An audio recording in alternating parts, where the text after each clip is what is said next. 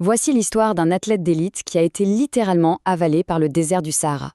Une histoire où la frontière entre la vie et la mort, elle se mesure en gouttes d'urine et en sang de chauve-souris. Accrochez-vous, on plonge dans l'incroyable survie de Mauro Prosperi. On est au 6e jour. Imaginez la scène. Le Sahara. Le soleil, c'est un véritable marteau qui vous frappe sans cesse. Le corps de Mauro Prosperi a déjà commencé à se cannibaliser pour survivre. Il n'a plus d'eau. Chaque pensée est un effort surhumain. Chaque vision, une hallucination. Il est désespérément seul. La soif est telle qu'elle le pousse à l'intérieur d'un sanctuaire abandonné qui pourrait bien devenir son tombeau. Et là, suspendu dans le noir, des chauves-souris. Face à une mort certaine, l'instinct de survie prend le dessus. Il s'apprête à faire quelque chose d'impensable, juste pour s'acheter quelques heures de vie supplémentaires. La question est vertigineuse.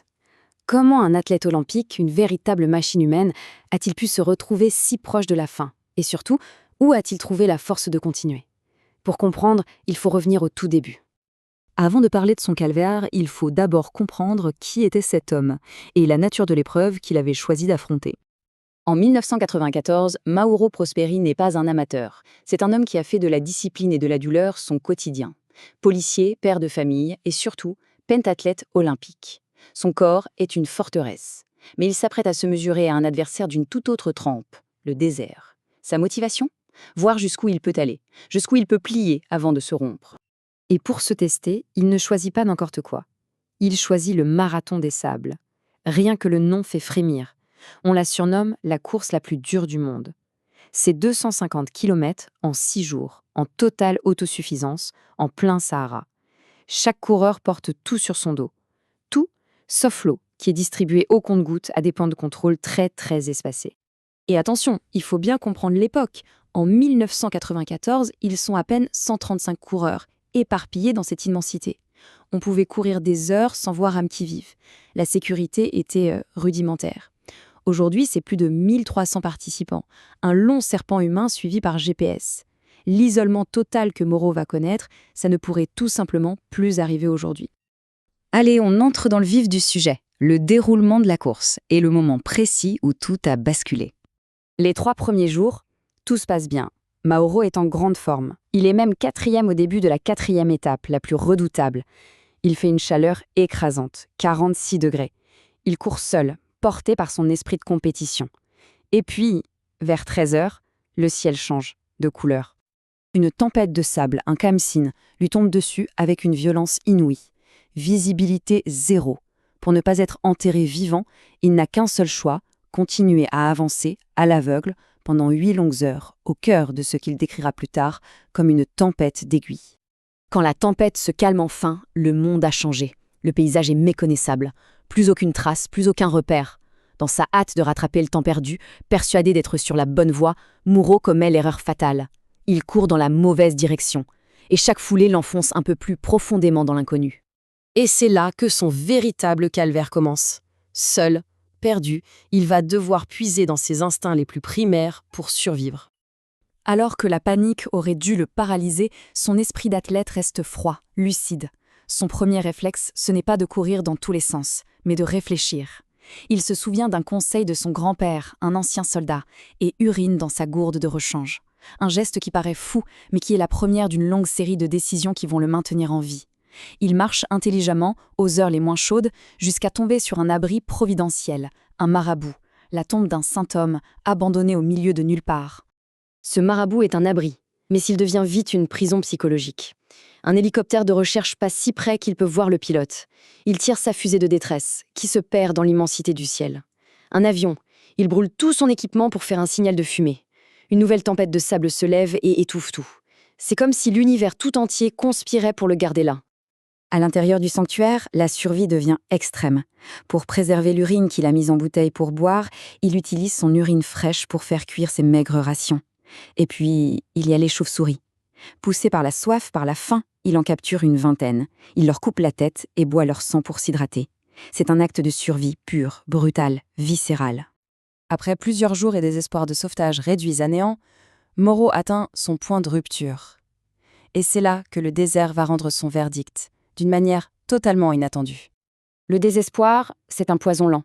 Mauro est convaincu que mourir de soif sera une agonie insupportable.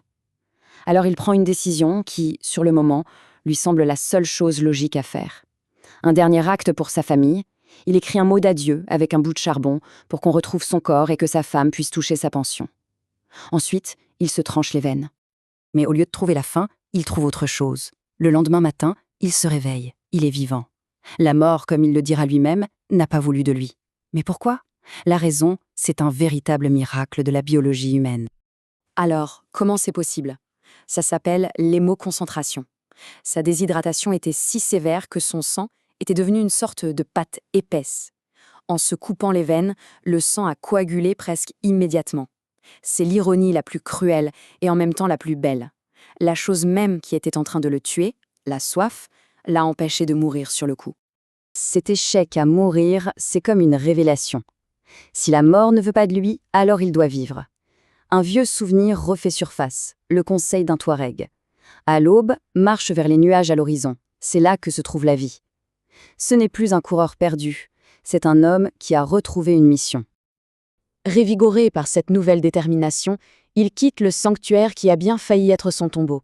Il entame sa dernière marche, la marche vers la vie. Il marche pendant des jours. Il mange des serpents, des lézards, tout ce qui bouge. Il trouve un peu d'humidité dans des plantes grasses. Au 8e jour, un miracle, une petite oasis. Il y passe des heures, buvant gorgée par gorgée, très lentement pour ne pas choquer son organisme. Et le 9e jour, il voit le signe qu'il attendait plus que tout, des crottes de chèvre fraîches. La vie humaine n'est pas loin. Il suit les traces et finit par apercevoir une jeune bergère. Mais son apparence est si effrayante, un squelette ambulant couvert de crasse, que la petite fille s'enfuit en hurlant de terreur. Heureusement, elle revient avec les femmes de son campement. Elles n'ont pas peur. Elles lui donnent du lait de chèvre, le mettent à l'ombre, elles viennent de lui sauver la vie. Quand on met son épreuve en chiffres, on réalise l'ampleur de la chose. 9 jours. C'est le temps qu'il a passé seul. 291 km hors piste. Il a marché l'équivalent de 7 marathons, dans la mauvaise direction, traversant même la frontière pour se retrouver en Algérie. Et enfin, 16 kilos. C'est le poids que son propre corps a dû consommer pour le maintenir en vie. Mais le sauvetage, ce n'est pas la fin de l'histoire. La suite est une leçon de résilience qui a changé à la fois l'homme et la course elle-même. Le retour à la normale est long, très long. Des semaines d'hôpital pour réparer un corps poussé au-delà de ses limites. À son sauvetage, il ne pèse plus que 45 kilos. Il lui faudra près de 2 ans pour se remettre physiquement, sans même parler des cicatrices psychologiques et des cauchemars. Mais en Italie, il est accueilli comme un héros. Son histoire, ça n'a pas juste été un fait divers incroyable. Son calvaire a servi de leçon. Il a forcé les organisateurs du Marathon des Sables à revoir de fond en comble leurs protocoles de sécurité. Des fusées plus puissantes, des balises GPS obligatoires pour tout le monde. C'est ironique, mais en se perdant, Mauro Prosperi a probablement fait en sorte que personne ne se perde plus jamais de cette façon. Mais l'élément le plus fou, le plus stupéfiant de toute cette histoire, le voici. 4 ans. 4 ans seulement après avoir frôlé la mort dans ce désert, Mauro Prosperi était de retour sur la ligne de départ du Marathon des Sables. Et depuis, il a terminé la course 8 autres fois. Il dira plus tard cette phrase qui résume absolument tout. « Le désel m'a tout pris, mais il m'a aussi tout appris. » Il n'a pas vécu cette épreuve comme un simple traumatisme, mais comme une véritable transformation. Finalement, son histoire prouve que la survie, ce n'est pas qu'une affaire de muscles, ça se joue surtout dans la tête. C'est l'histoire de ce moment précis où un esprit qui avait accepté la mort décide, contre toute logique, de se battre à nouveau. Et ça nous laisse avec une question fascinante. Où se situent vraiment les limites de ce qu'un être humain peut endurer ?